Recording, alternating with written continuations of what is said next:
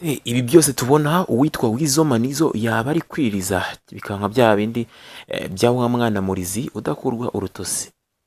Mu masaha makeya nibwo twumvise inkuru yo witwa Weasel Manizo wongeye gushyamirana n'uwitwa Teta Sandra, ndetse muri iyi nkuru hari harimo video witwa Weasel Manizo ari kuvuza induru ataka cyane, ubona ko ababaye agaragaza akababara kenshi, avuga ko umugore yenda kumwica, ndetse yararimo gutabaza abarimo mukuru we Jose Chameleone, avuza induru cyane ati mukuru wanjye, ati ngwino nabare, aturabona rwose ibyo mbana nabyo, turabona ishyano nagushije, avuga ibintu byinshi bigiye bitandukanye, nyine wumva ari ijwi ry'agahinda, ndetse ari kugaragaza yuko witwa Teta Sandra atakimushaka na gatoya. Ariko Teta Sandra nawe hagati aho yararimo gutaka avuza induru cyane, avuga ko nta kintu amugize, ndetse ubona ko nyine bose bafite agahinda mu buryo bumwe bugiye butandukanye, buri umwe ukwe ndetse n'undi ukwe. Ariko amakuru agiye ahagaragara none ahangaha nuko witwa Weasel Manizo ngira murabyibuka ko hambere hari bwo yaguriye imodoka rwose ya Benz nziza cyane, ayiha impano witwa Teta Sandra umugore we, amuha imodoka nziza cyane. Ariko ndebera ukuntu bayigize, reka mfatemo agapozi gato yambanze noze, ubundi turebere hamwe uko bigiye bimeze. Ngira ngo uri kureba neza uko iyi modoka bayigize. Iyi modoka ngira murabyibuka ejo bundi nibwo rwose amagambo yabaye amagambo, witwa Weasel Manizo ari guha imodoka witwa Teta Sandra, ndetse abantu bavuga ko ibintu biryoshye, bavuga ko urukundo ruryoshye, ariko bidaciye kabiri.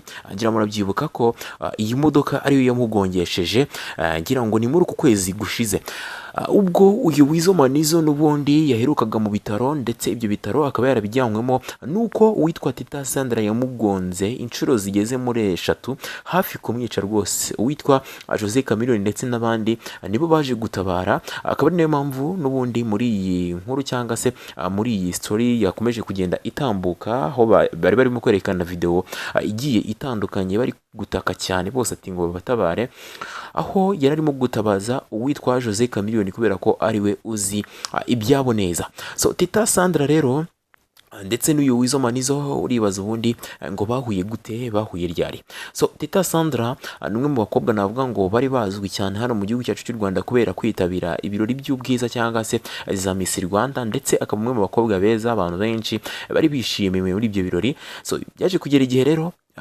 byo kuba Miss byanze, ndetse n'imirimo hano mu gihugu cyacu byanze, aravuga ngo reka njye gushakishiriza muri Uganda. Ajya muri 2018 ajya gushakisha, ariko aza gukubitwa amaso n'uyu witwa Weasel Manizo.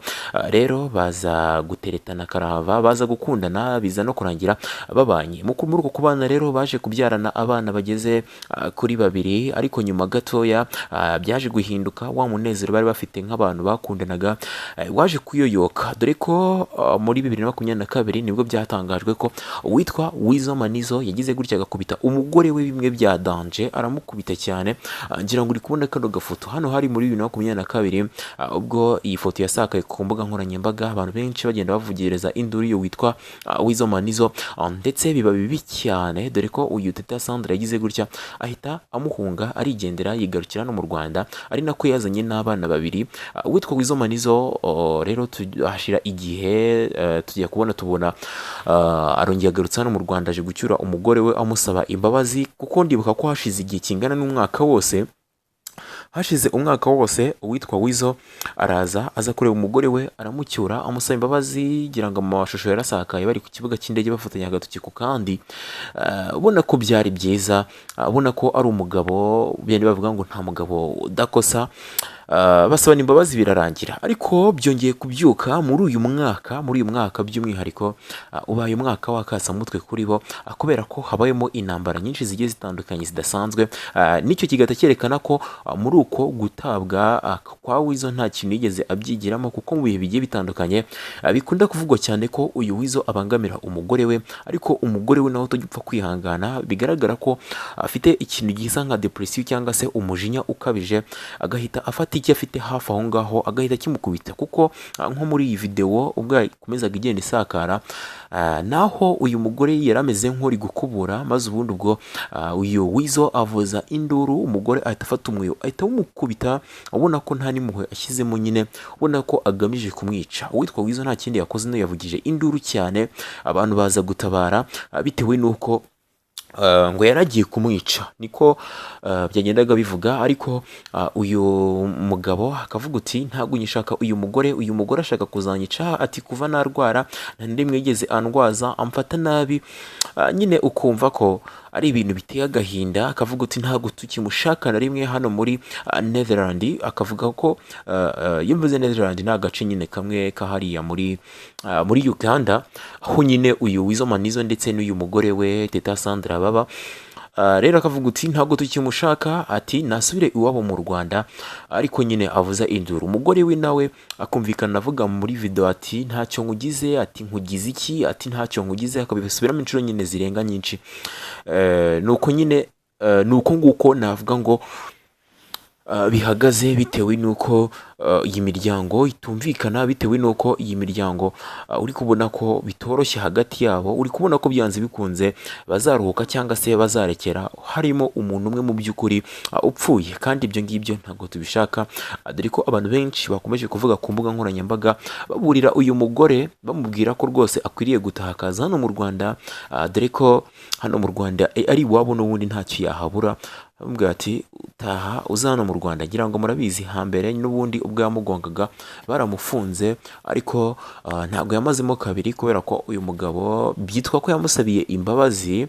Ariko nk'uko bamwe bakomeza kugenda babivuga baca inyuma babivuga, bavuga ko izi mbabazi bisa nkaho ari iza nyirarubeshwa, ahubwo hari ikindi kintu kitari cyiza bishoboka ko bashobora kuba bari kumupangira. Kubera ko nk'iyi video iyo ugereje kuyumva, wumva umwe ari kwitatsa undi ari kuvuza induru, wumva ko byanze bikunze uyu Weasel Manizo ashobora kuba ari kwiriza, ahubwo hari ikindi kintu kidasanzwe ashobora kuba ashaka kuri uyu mugore, cyangwa se mu kimwe akaba n'ubundi yararwaye, ariko yarategereje impinduka ku mugore we agasanga ntazo, bikaza kurangira rero uyu mugore n'ubundi ari kwirukanwa mu buryo budasanzwe hariya mu gihugu cya Uganda. So nta bindi birenze naje kukubwira, kwari kugutangariza ibigezweho kuri ubu ngubu. Amakuru mashyashya agezweho nuko hamaze kumenyekana icyo bashobora kuba bapfuye, ari uko uyu mugore bashobora kuba bamumeneye ibirahure by'imodoka. Ngira ngo uri kuyibona, ubundi nawe agahita afatwa n'umujinya agahita amukubita icyo abonye, kubera ko hagaragara ikintu kimeze nk'icupa agifata agikubita hasi, rwose bigaragara ko yaragiye kukimukubita. Ubona ko ari Imana yakinze akaboko, dore ko hahise hagoboka umukozi wabo n'ubundi bakorera mu rugo, akagerageza akamera nk'utabara.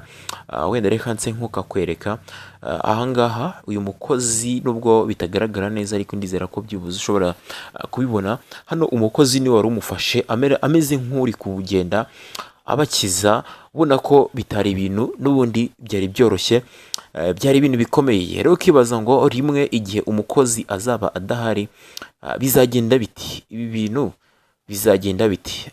Ndakeka nk'uko nabikubwiye n'ubundi bishobora kuzarangira umwe muri bo apfuye, nibwo kabisa mbona ko bino bintu bizarekera, kubera ko inshuro nyinshi bakunda kurwana, bugacya bakiyunga, bakongera bakarwana, bugacya bakiyunga. Urabona nyine ibintu bihoreramo umuryango wabo n'imiguruko. Noneho kubera ko ari n'abasitari, bihita bisakara ku mbuga nkoranyambaga hirya no hino. So ni inkuru yazindutse ivugwa nubwo hataramenyekana igihe nyakuri nyirizina bino bintu byabereye, dore ko ari inkuru yazindutse ivugwa mu gitondo. Nta muntu n'umwe ushobora kumenya ngo bino bintu byabaye sangahe, ariko ni ibintu navuga ngo biteye agahinda. Uyu Teta Sandra natava muri iki gihugu ngo yigarukire aha iwacu mu Rwanda, ariko uyu muryango ndetse ashobora nyine kuzahata agatwe, nk'uko abantu benshi bakomeza kugenda babivuga ku mbuga nkoranyambaga zigiye zitandukanye. So mukomeze mugire ibihe byiza. Yari Kigali Heart Celebs Entertainment, amakuru yo nakagaruka.